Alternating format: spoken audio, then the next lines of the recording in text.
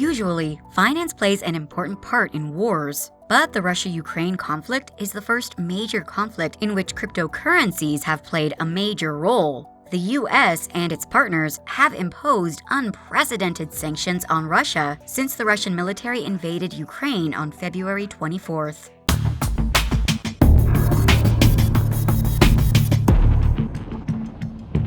These efforts have raised some questions, including in Congress, about whether Russians can use cryptocurrencies to bypass sanctions.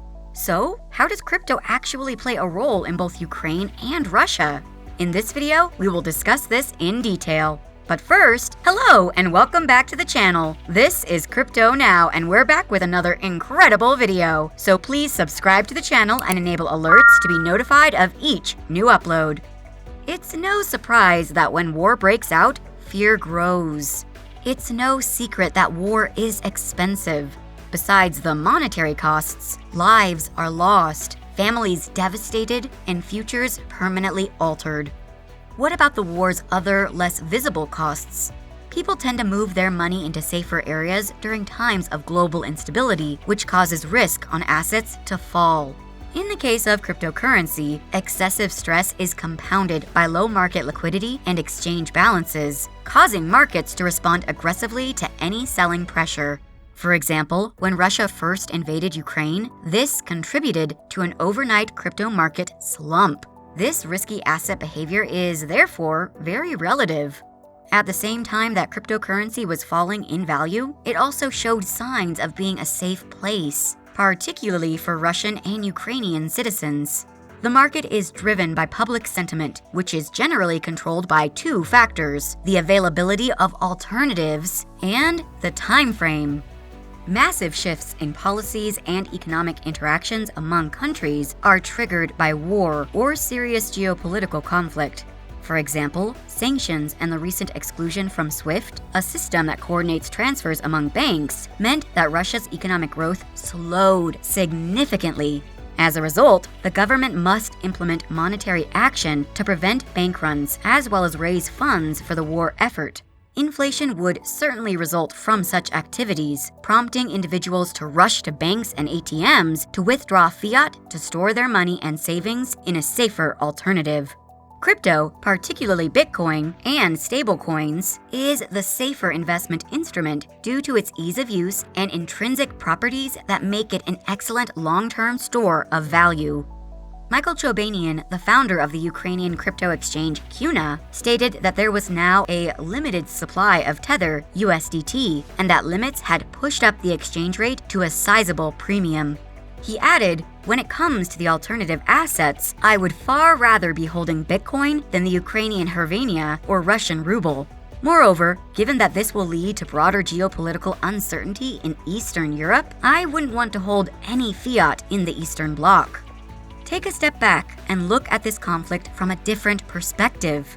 Cryptocurrency is providing a new means to raise funds in support of Ukraine. Although crowdfunding for a global cause is not a new concept, adopting cryptocurrency makes the process of transferring cash easier and faster. Ukraine has received cryptocurrency donations, and Russians have also turned to cryptocurrencies due to sanctions. As a result, Bitcoin, Ethereum, and other cryptocurrencies have recently gotten a lot of attention. More than $400,000 in cryptocurrency has been provided in less than a week since it opened Bitcoin and Ethereum wallets and announced the addresses on Twitter last week. The Ukrainian government began publicly seeking cryptocurrency donations online on February 26th. The Ukrainian government has also expanded its capacity to accept over 70 types of cryptocurrency after initially just accepting Bitcoin and Tether. Kuna, Ukraine's largest cryptocurrency exchange, helped organize the event. Even though some organizations have donated to Ukraine using cryptocurrency, the majority of donations come from people all around the world. The Ukrainian government claimed to have also raised approximately $100 million in cryptocurrency donations on March 9th. Crypto donations allow Kyiv to receive funding almost instantaneously, which is far faster than ordinary bank donations. The Ukrainian government has turned to digital art commoditized as non-fungible tokens, NFTs, a new medium for cross-border financial flows highlighted in a previous CSIS economics program piece. As of March 5th, the Ukrainian government had received hundreds of NFT donations, including a CryptoPunk worth over $200,000. To raise revenue, the Ukrainian government and other organizations have begun minting and selling NFTs, with a recent Ukrainian flag NFT selling for $6.5 million in Ether. However, these crypto donations are relatively small compared to the billions of dollars in international military and humanitarian help pouring into Ukraine from partner governments. The Ukrainian government has put its cryptocurrency donations to a variety of uses. However, none of the NFTs supplied to Ukraine have been sold. NFT gifts, while valuable, are not as beneficial in the short term, according to a Ukrainian official, because they are not liquid assets and are difficult to sell. Cryptocurrencies are significantly more liquid, and the Ukrainian government has so far changed less popular cryptocurrencies into dollars and euros while reserving Bitcoin and Ether. As of March 5th, $15 million of these crypto reserves had already been spent on non-lethal military equipment like bulletproof jackets, night vision goggles, and battlefield medical supplies, with over 40% of suppliers willing to transact directly in Bitcoin. Technology, from another perspective, is agnostic. Because both Ukraine and Russia can use crypto, the Washington Post has labeled this the world's first crypto war. The idea of a crypto war is still up for discussion. First, because Russian sanctions are mainly targeted at banks rather than energy payments, Russia's largest companies do not need to change their systems. Even if they didn't apply to energy sources, crypto mining still allows Russia to profit from its oil and gas reserves without physically exporting them. Good day, mate! We've made it halfway through our topic, and we sincerely hope you've enjoyed it thus far. If you have, please give us a thumbs up and turn on notifications to be notified of new uploads. Russia may face issues if it decides to use crypto. However, in reality, no one can prohibit Russia's government from using blockchain technology to circumvent sanctions. On the other hand, crypto may or may not help Russia, depending on how it is used. Because they provide easy platforms and custodial services for crypto wallets, most crypto is traded on centralized exchanges like Binance and Coinbase. However, these exchanges must abide by knowing your customer, anti-money laundering, and countering the financing of terrorism laws in the United States and other major jurisdictions. Authorities will be able to identify who owns the crypto assets and order the accounts of particular businesses to be suspended or frozen as a result of this.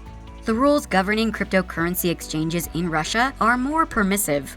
As a result, it may be difficult to determine which entities in Russia hold crypto assets. Although cryptocurrency exchanges haven't outright banned transactions from Russia, they are enforcing restrictions on sanctioned individuals and entities.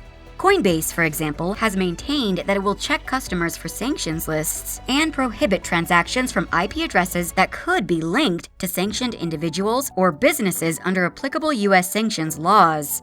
Coinbase had blocked over 25,000 IP addresses as of March 6th, which it believes are linked to sanctioned individuals or businesses. Another thing is that decentralized exchanges or direct peer-to-peer (P2P) transactions, both employing non-custodial wallets, are alternatives to centralized exchanges with hosted wallets. Decentralized exchanges are distributed programs that manage liquidity pools using smart contracts. They are rapidly growing in use, but supported only about 5% of the volume of exchanges as of late last year.